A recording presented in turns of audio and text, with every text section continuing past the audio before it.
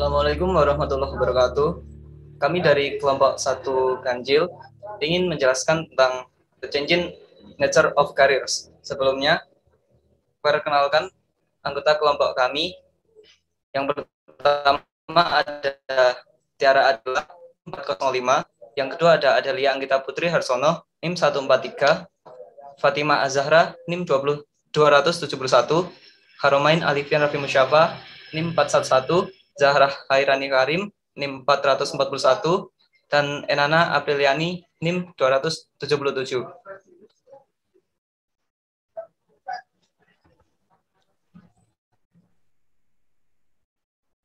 Oke, baik. Selanjutnya bakal dijelasin mengenai profil tenaga kerja.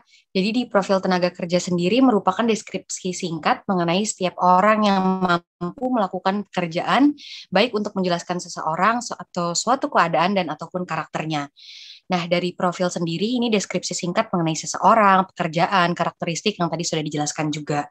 Nah, di profil ini ada merupakan juga seperti diagram, grafik, ataupun tulisan yang dapat menjelaskan seseorang ataupun suatu keadaan dalam profil tenaga kerja ini. Sedangkan dalam tenaga kerja, dalam UU nomor 13 tahun 2003, bab 1, pasal 1 ayat 2, tenaga kerja adalah setiap orang yang mampu melakukan pekerjaan guna menghasilkan suatu barang atau jasa untuk memenuhi kebutuhan sendiri maupun untuk masyarakat. Next. Oke, jadi untuk profil kerja sesuai tuntutan masa kini juga, jadi yang dibutuhkan untuk sekarang, jadi menurut Badan Pusat Statistik sendiri, orang yang bisa bekerja itu sekiranya yang di atas 15 tahun, itu yang sekiranya dimuat di Badan Pusat Statistik, tapi bukan berarti tidak memungkinkan sekarang juga ada orang-orang di bawah 15 tahun yang sudah bekerja. Cuma untuk sesuai dengan tuntutannya, orang di atas 15 tahun kerja itu sudah bisa dikatakan sebagai pekerja seperti itu. Nah, di Badan Pusat Statistik juga memuat ada infografis yang sekiranya yang paling terbaru ada di Agustus 2021. Nah, dari infografis tersebut mungkin teman-teman bisa cek sendiri juga di website Badan Pusat Statistik. Di situ juga dipertimbangkan sekiranya berapa yang sekarang bekerja, baru sekarang yang pengangguran dan lain-lain, sekarang itu udah ada dimuat di websitenya Badan Pusat Statistik. Nah, dari website tersebut juga dikatakan bahwa ini tuh saling berkaitan dengan pandemi COVID-19 dan pekerjaan sekarang. Nah, oleh karena itu dengan adanya pandemi ini, tuntutan pekerjaan yang dibutuhkan di masa kini juga sekiranya mencocokkan dengan situasi sekarang. Jadi dibutuhkan SDM yang sekiranya kreatif, mampu beradaptasi dengan lingkungan yang sekiranya sekarang virtual. Kita perlu adanya WFH dan lain-lain. Jadi sepertinya SDM atau pekerja yang dibutuhkan lebih di ke arah yang seperti itu. Punya growth mindset, berpikir kritis dan sebagainya juga pasti dibutuhkan dalam dunia pekerjaan sekarang. Jadi dibutuhkan di pihak yang multimedia dengan kita yang sekarang banyak daring seperti itu. Jadi untuk profil kerja yang untuk masa kini, jadi yang dibutuhkan seperti itu. Mungkin bisa next.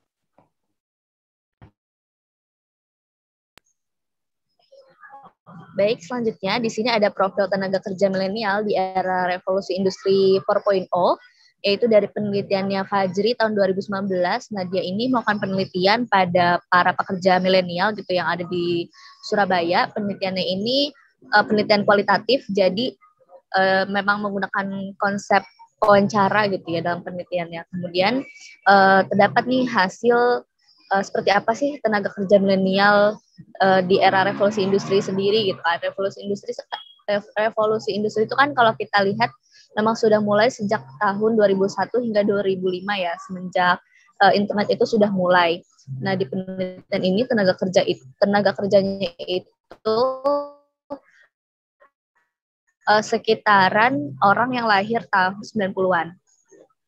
1990-an. Nah, kemudian di sini ada yang pertama itu jenjang karir yang jelas. Jadi para tenaga kerja milenial ini lebih suka jenjang karir yang jelas daripada jenjang karir yang biasanya tuh beresiko tinggi kayak gitu. Meskipun itu pekerjaan yang disukai mereka. Jadi tetap mereka lebih memilih jenjang karir yang jelas. Kemudian yang kedua ada pekerjaan yang fleksibel. Nah, biasanya para pekerja milenial juga kurang menyukai aturan-aturan yang ketat gitu. Jadi mereka lebih suka pekerjaan yang tekanan itu rendah. Kemudian yang ketiga, rekan atau partner yang berumur relatif sama. Kemudian yang keempat adalah hobi yang menjadi pekerjaan. Nah, ini biasanya kan banyak ya, para milenial itu punya hobi beragam gitu kan. Ada yang fotografi, atau desain, atau segala macamnya. Dan hobi-hobi mereka itu tuh sebenarnya bisa menjadi pekerjaan gitu kan kalau zaman sekarang. Nah, mereka lebih menyukai hal-hal seperti itu gitu dibandingkan mereka harus mengerjakan pekerjaan yang bukan hobi mereka. Kemudian yang kelima ada kenyamanan lingkungan kerja. Nah, di sini juga mereka lebih milih kenyamanan lingkungan kerja daripada meskipun gajinya tuh besar gitu, tapi mereka tetap milih nyaman ketika bekerja. Selanjutnya, nah, untuk profil tenaga kerja yang dibutuhkan untuk 5 tahun yang mendatang, nah di sini ada perkataan dari Nadiem Makarim ya, yaitu 6 profil SDM yang dibutuhkan dalam menghadapi tantangan dan perubahan dunia kerja. Yang pertama itu berintegritas, spiritualitas, moral, dan berakhlak mulia. Nah, ini mungkin mengarah pada nilai-nilai Pancasila juga ya, yang ketuhanan yang Maha Esa. Kemudian yang kedua adalah memiliki prinsip kebinekaan, artinya para milenial itu, bukan para milenial, maksudnya pekerja yang di masa depan itu memahami gitu, bisa menerima perbedaan. Kemudian ketiga adanya kemandirian, yaitu bisa inisiatif tanpa harus didorong-dorong terus gitu kan. Terus yang keempat kelompok. Kemudian ada berpikir kritis, yang mana dapat memiliki pemikiran dalam problem solving ya, dalam menyelesaikan masalah.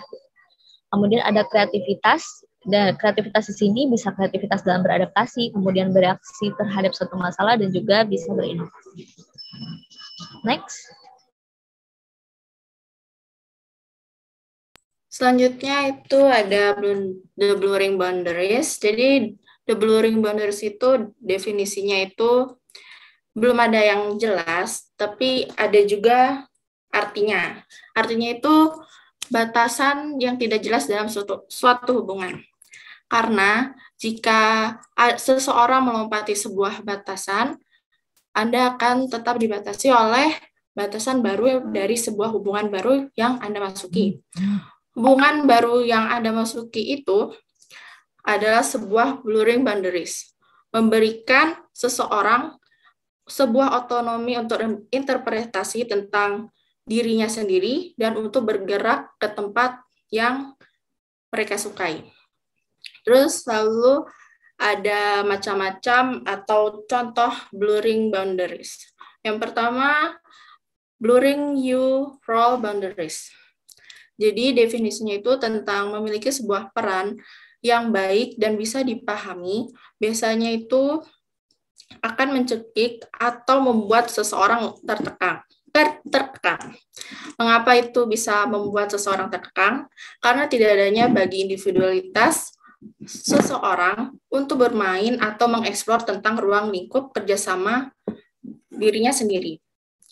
Mengaburkan atau blurring batasan perangnya seseorang miliki, menyiratkan keduanya langkah keluar dari batasan dan membiarkan orang lain untuk masuk ke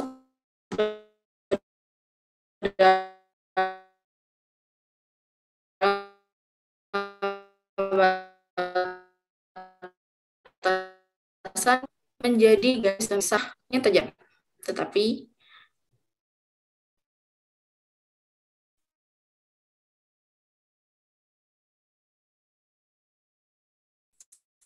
dan melalui batasan peran juga dibutuhkan di dalam rumah atau di dalam anggota keluarga, agar peran yang ada di dalam keluarga tersebut lebih jelas. Yang kedua, ada blurring the boundaries between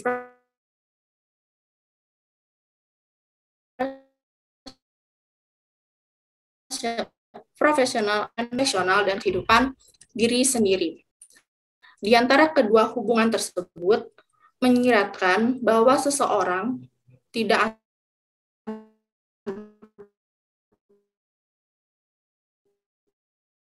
autentik jika setidaknya seseorang perlu memilih satu antara membawa keseluruhan dirinya sendiri yang tak terpisah dirasakan dalam keduanya. Jika seseorang menyukai pekerjaannya, maka pekerjaan itu bersifat pribadi bagi dirinya sendiri dan mungkin akan menjadikannya sebagai hobi. Dan jika tidak, maka seseorang memiliki masalah yang lebih besar untuk dipecahkan daripada batasan. Yang ketiga, yaitu burnout ownership. Dalam karir, jika Anda memiliki segala yang Anda memiliki seperti uang, mobil, rumah, dan lain-lainnya, itu hanya akan menjerumuskan diri Anda dalam kesombongan dan kadang membuat seseorang menjadi takut untuk kehilangannya. Bagaimana jika kita mengaburkan atau membuat konsep kepemilikan dilihat sebagai pemeliharaan yang Anda jaga? Maka Anda bisa lebih terbuka untuk membagikannya dengan kerendahan hati dan memiliki kesempatan itu untuk muncul kerendahan hati. Yang keempat itu ada word, skill, and domain. Jika seseorang mengidentifikasikan dirinya sebagai orang dengan keterampilan tertentu, identifikasi itu sendiri dapat membatasi diri seseorang untuk mengeksplorasi bakat yang ia miliki. Seseorang mungkin akan memperoleh beberapa keterampilan baru, tetapi itu mungkin berarti satu batasan lagi. Maka ia juga berhak untuk blurring atau mengaburkannya. Seseorang yang berprofesi sebagai dokter mungkin juga tertarik kepada bidang musik. Mengaburkan di sini atau blurring menyiratkan atau menyatukan kedua keterampilan tersebut dari minatnya yang tadi musik dan profesinya dokter. Yang kelima, yaitu broad goals. Di zaman sekarang itu banyak mengatakan bahwa memiliki tujuan yang jelas itu perlu. Tetapi untuk beberapa fokus, mengapa seseorang itu perlu tujuan yang jelas? Kenapa tidak mencari tujuan yang lain? Karena seseorang tidak akan fokus pada alternatif lain jika hanya fokus kepada satu tujuan, atau bahkan mengabaikan jalan yang dipilih. Fokus yang tak tergoyahkan juga bisa merugikan. Alih-alih menggunakan tujuan yang dipilih, hanya untuk mengetahui arah dan menjaga seseorang, untuk memilih untuk menjaga pilihan yang terbuka. Selanjutnya akan dijelaskan oleh teman.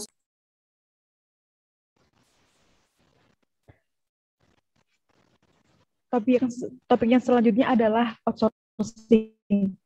Seperti yang teman-teman lihat, outsourcing berasal dari bahasa Inggris yang terdiri atas dua suku kata, yakni out dengan berarti luar dan source yang berarti sumber. Jika diartikan lebih lanjut, outsourcing adalah alih daya.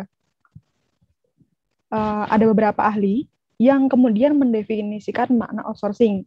Ada 3, yang ada Brown dan Wilson, yang kedua ada KUHP Perdata pasal 1601B, dan yang ketiga ada Undang-Undang Nomor 13 Tahun 2003 pasal 60 Ketenagakerjaan.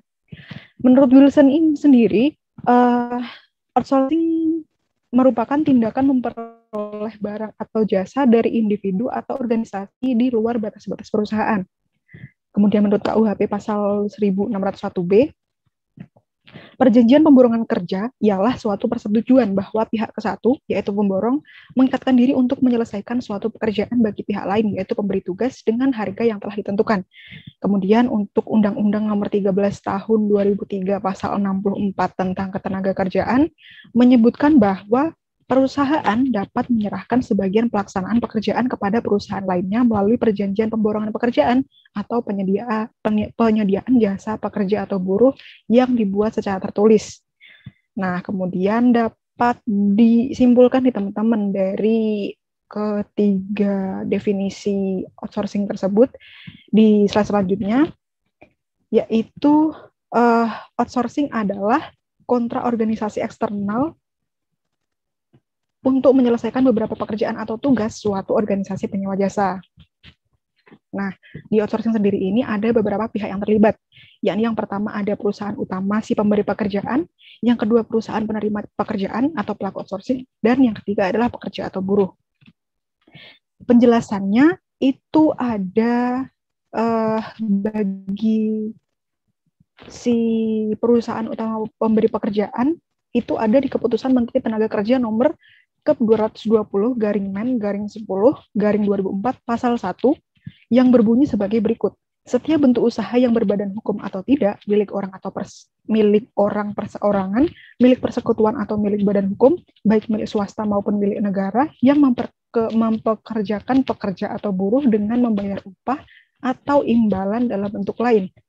Kemudian, usaha-usaha sosial atau usaha-usaha lain yang mempunyai pengurus dan mempekerjakan orang lain dengan membayar upah atau imbalan dalam bentuk lainnya.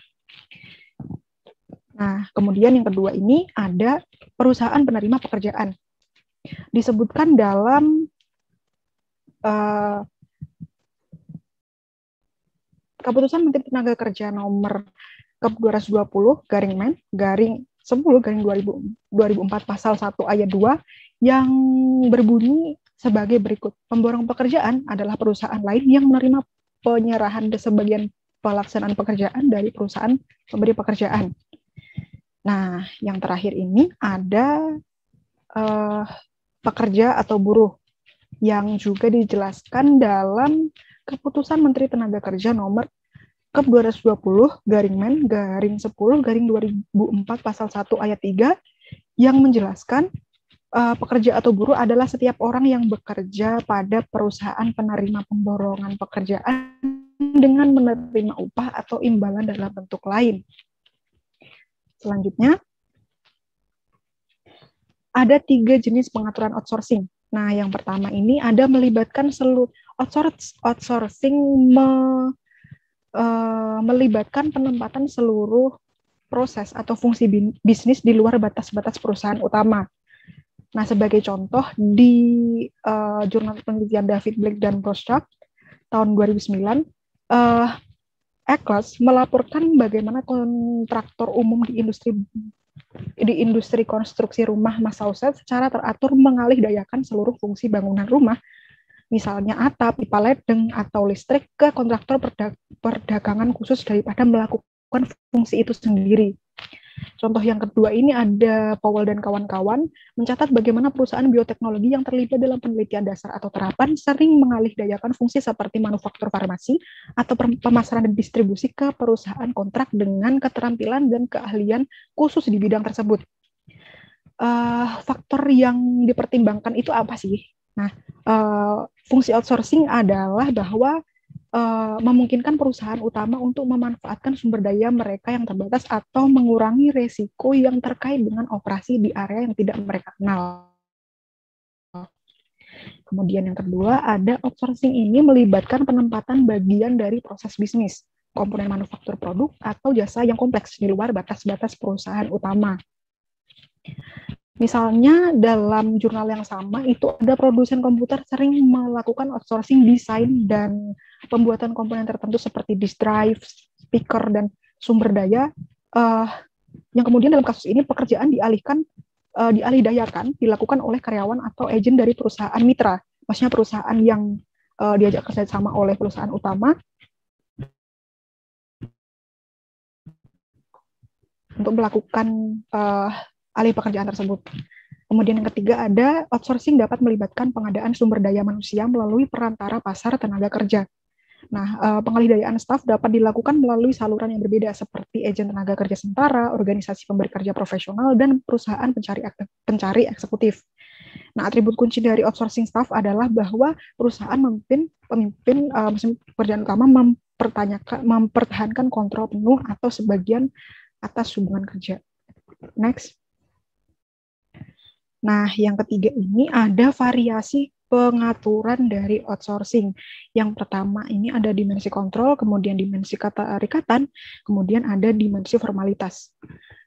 Dalam dimensi kontrol, perusahaan utama di salah satu ujung kontinum hanya menentukan kelayakan ekonomi dan parameter total desain dari kegiatan yang dipindah kuasakan, kemudian secara efektif menyerahkan sisa kegiatan pada mitra outsourcing mereka.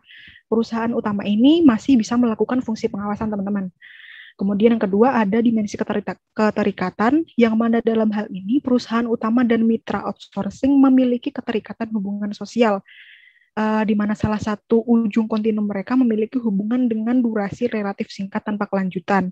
Namun di ujung kontinum yang lain, mereka memiliki hubungan sosial yang cenderung bertahan lama dan mengandung harap akan adanya kerjasama yang berulang.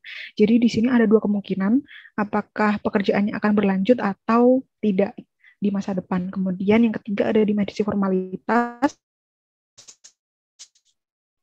Outsourcing itu terletak pada seberapa banyak dan jauh kegiatan mereka diatur oleh aturan dan perjanjian formal tertulis, mulai dari kontrak spesifik hingga tata kelola yang lebih formal. Jadi di sini ada peraturan-peraturan tertulis mengenai pengalih-dayaan atau kerjasama mereka. Selanjutnya,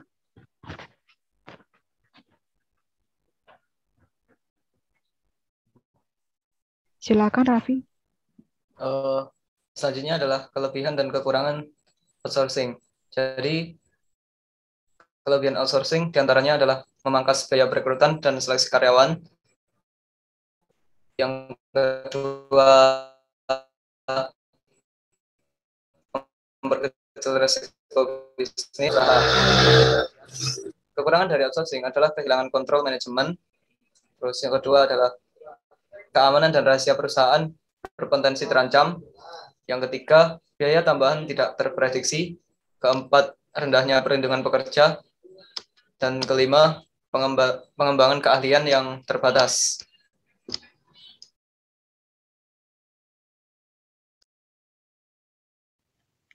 Baik, yang selanjutnya adalah alternative work arrangement atau alternatif pengaturan kerja.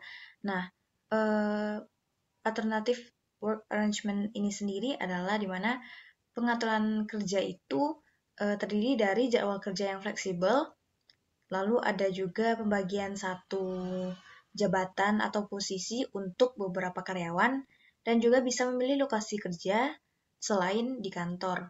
Nah, apa aja tiga susunan pengaturan kerja tersebut? Yang pertama adalah flex time. Nah, flex time ini adalah sistem pengaturan kerja yang memberikan karyawannya kebebasan untuk memilih jam kerja sesuai kebutuhan mereka. Nah, contoh pengaturan flex time sendiri ada 3. Yang pertama adalah fixed working hours. Nah, artinya jumlah jam kerja yang ditetapkan kepada semua karyawan itu adalah sama. Jadi, perusahaan udah menetapkan jam kerja yang sama, jumlah jam kerja yang sama untuk semua karyawannya. Misalnya dalam seminggu itu karyawan harus kerja selama 40 jam.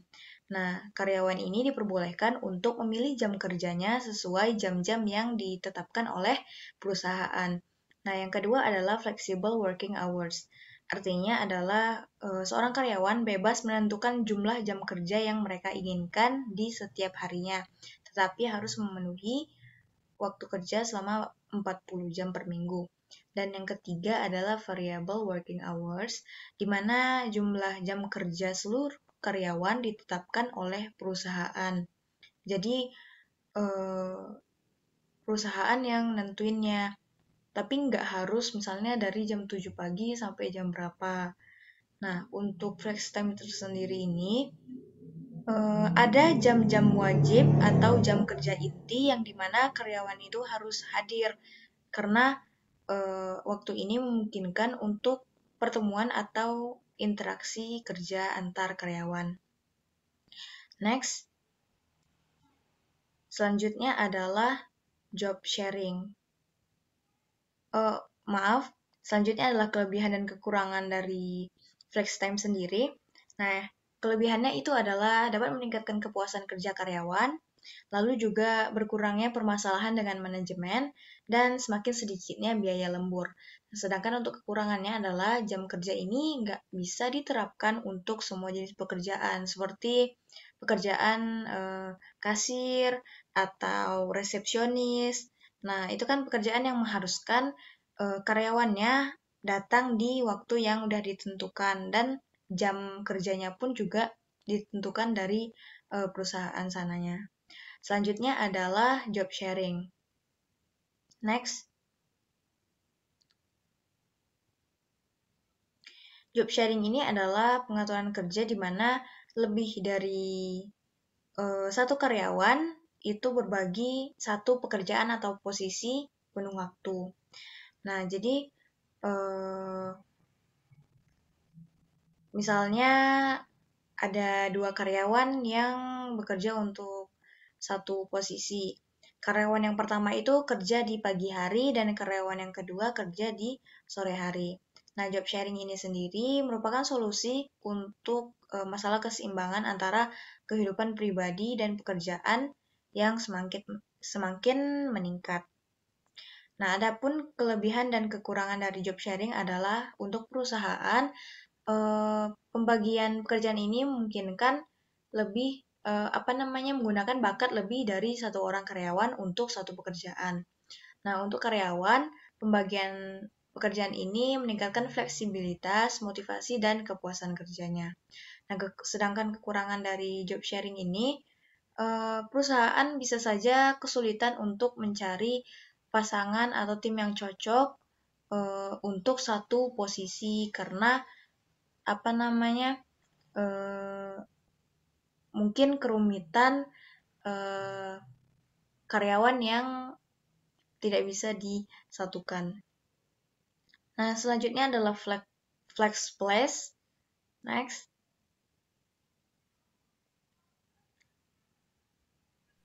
Baik, selanjutnya adalah flex place. Flex place adalah pengaturan kerja yang memungkinkan karyawan berada di tempat lain di luar kantor yang menjadi tempat karyawan bekerja. Nah, flex place ini menjadi strategi pekerjaan gitu untuk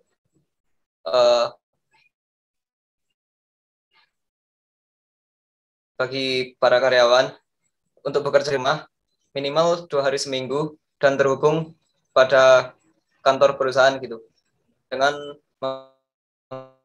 menggunakan teknologi komunikasi seperti email.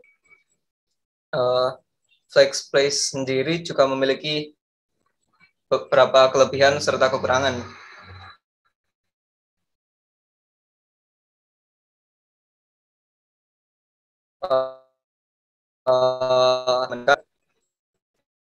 Dua, perputaran karyawan yang lebih sedikit. 3, biaya ruang kantor yang lebih sedikit. Selanjutnya adalah kekurangan dari flex place adalah bagi manajer merupakan sebuah kesulitan untuk mengkoordinasikan tim. Yang kedua, bagi karyawan merasa tidak dihargai atau tidak diberikan apresiasi maupun penghargaan karena tidak bertemu dengan atasan sehingga kemungkinan diabaikan sangat besar. Ya, sekian dari kelompok kami. Terima kasih telah menyimak. Kami dari kelompok 1 undur diri. Wassalamualaikum warahmatullahi wabarakatuh.